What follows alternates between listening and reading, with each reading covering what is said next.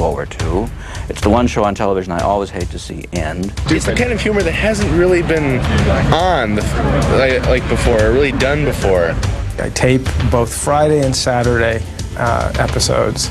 Some of them I've seen a couple of times. You pick up more stuff if you watch a couple of them over again. I'm kind of fanatical about it. Some of my friends are a little worried about it. Fantastic. It's awesome. It's awesome. It's funny. It's one of the funniest shows on television.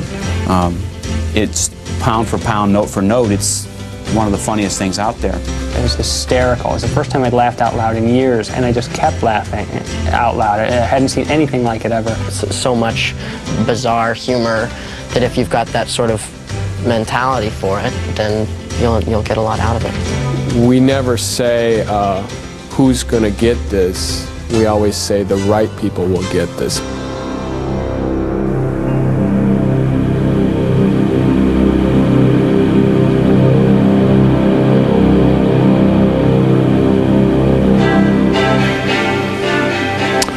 Welcome to the future of television. My name is Penn Jillette, and it is both my honor and my privilege to serve as your master of ceremonies for this fascinating, in-depth look at a true cablecast phenomenon. I refer, of course, to Mystery Science Theater 3000. Perhaps the most stunningly original concept to find its way to television since the advent of the Vidicon tube. So infrequently does one come across innovative thinking of this caliber, especially on television. Speak English, you overdressed snake charmer! After all, why would I... Don't you love talking back to something cheesy on the screen? And wouldn't you love it even better if everything you said were really clever and funny instead of the incoherent grunts you can usually squeeze out? That's the whole idea behind Mystery Science Theater 3000. Or MST3K, as we insiders call it. The premise is that there's this janitor, Joel. He's been marooned on a satellite by a couple of mad scientists so they can study how he reacts to a relentless visual diet of dumb movies. Really dumb movies. I mean, like the worst movies ever made. Like, watch this. The doctors are working night and day to find a cure. They feel that if they can stop your growth, they may be able to bring you back to normal. You don't really believe that? They'll never find a cure for me. Oof! Putrid, right? Ugh. But Joel's a handy guy, and he's built himself a bunch of funny robots. Gypsy pilots the ship. Tom Servo and Crow watch the movies with Joel, and just like any real-life movie audience these days, they talk back to the screen non-stop. The doctors are working night and day to find a cure. They feel that if they can stop your growth, they may be able to bring you back to normal. But define normal. You don't really believe that? I don't. They'll never find a cure for me. Well, I was just trying to make conversation. Gee. Are you all right? Shall I go for Dr. Lindstrom? No, right. Cutoffs are just a little tight. The thighs are bulging out. I'm all right. I just don't want to grow anymore. I'm a Toys R Us kid. I don't want to grow anymore. I'm a Toys R Us kid! Baby. Looks like it.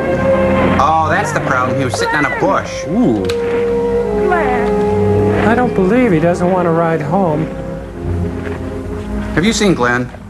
They have the greatest concept, first of all, which is where they take something that people do in their own living rooms, which is sit around and watch bad movies and then make wisecracks. I think they used to do it in Warner Brothers cartoons too. They'd have a guy stand up and yell, you know, because the cartoons were made for theaters, and so a guy would stand up and yell something, supposedly one of the audience people. At first I started watching because I thought it was just an old movie, you know, like the kinds I used to watch when I was a kid, you know, Saturday afternoons, whatever. And then I noticed the silhouettes at the bottom of the screen, and I started listening to them. It was hysterical.